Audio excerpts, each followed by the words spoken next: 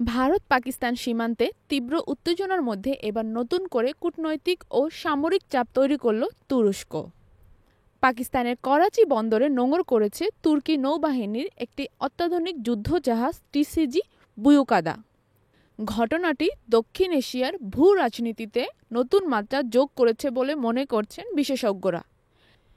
পাকিস্তান নৌবাহিনীর পক্ষ থেকে এক বিবৃতিতে জানানো হয়েছে, তুর্কি যুদ্ধজাহাজটি রোববার করাচি বন্দরে পৌঁছায় এবং তাকে উষ্ণ অভ্যর্থনা জানানো হয়।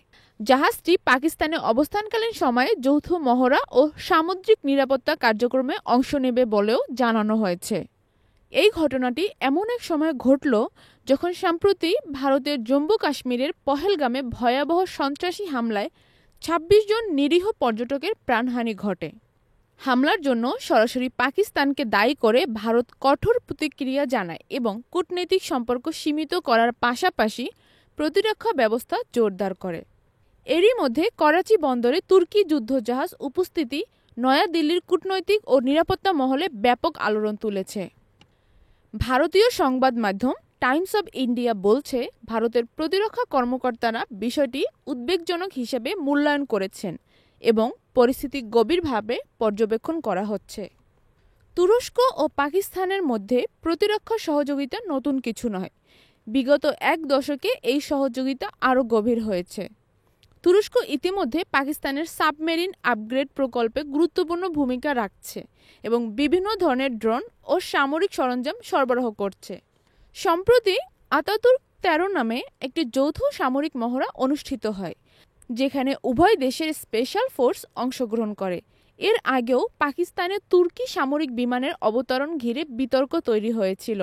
ভারত অভিযোগ করেছিল তুরস্ক গোপনে পাকিস্তানে অস্ত্র সরবরাহ করছে, যদিও তুরস্ক এই অভিযোগ অস্বীকার করে বলেছিল বিমান অবতরণ ছিল কেবল জ্বালানি গ্রহণের জন্য। বিশেষজ্ঞরা বলছেন, এই যুদ্ধজাহাজের আগমন শুধু একক কোনো সামরিক অনুশীলন নয়, বরং এটি একটি কৌশলগত বার্তা। দক্ষিণ এশিয়ার শক্তির ভারসাম্যে তৃতীয় পক্ষ হিসাবে তুরস্কের সরাসরি ভূমিকা গ্রহণ ভারতের জন্য কেবল উদ্বেগ নয়, এক ধরনের নিরাপত্তা চ্যালেঞ্জও। নয়াদিল্লির আন্তর্জাতিক সম্পর্ক বিশ্লেষক অধ্যাপক রমেশ থাপার বলেন, তুরস্কর যুদ্ধজাহাজ পাকিস্তানে নোঙর করার অর্থ হল চীন ও পাকিস্তানের সঙ্গে তুরস্ক এখন এক ধরনের প্রতিরক্ষা জোট গঠনের পথে। এটি ভারতের কূটনীতির জন্য হুঁশিয়ার সংকেত। ভারতের প্রতিরক্ষা মন্ত্রণালয় এখনও এই বিষয়ে আনুষ্ঠানিক বিবৃতি দেয়নি, তবে অভ্যন্তরীণ সূত্রে জানা গেছে বিষয়টি কূটনৈতিক স্তরে তুরস্কের কাছে উত্থাপন করা হবে। পাশাপাশি ভারত তার মিত্র রাষ্ট্রগুলোর সাথে আলোচনা শুরু করেছে, যেন দক্ষিণ এশিয়ায় কোনো পক্ষ তৃতীয় শক্তিকে সামরিক উদ্দেশ্যে ব্যবহার করতে না পারে। এদিকে পাকিস্তান ও তুরস্কের এই ঘনিষ্ঠতা নিয়ে ভারতের পররাষ্ট্র মন্ত্রণালয়ে এক ধরনের রেড অ্যালার্ট জারি হয়েছে বলেও জানা যাচ্ছে। ভারতের নীতি নির্ধারকরা বিষয়টি রাষ্ট্রপতি ও প্রধানমন্ত্রী পর্যায়ে পর্যবেক্ষণে রেখেছেন। করাচি বন্দরে তুর্কি যুদ্ধজাহাজের উপস্থিতি দক্ষিণ এশিয়ায় একটি নতুন সামরিক মেরুকরণের ইঙ্গিত দিচ্ছে।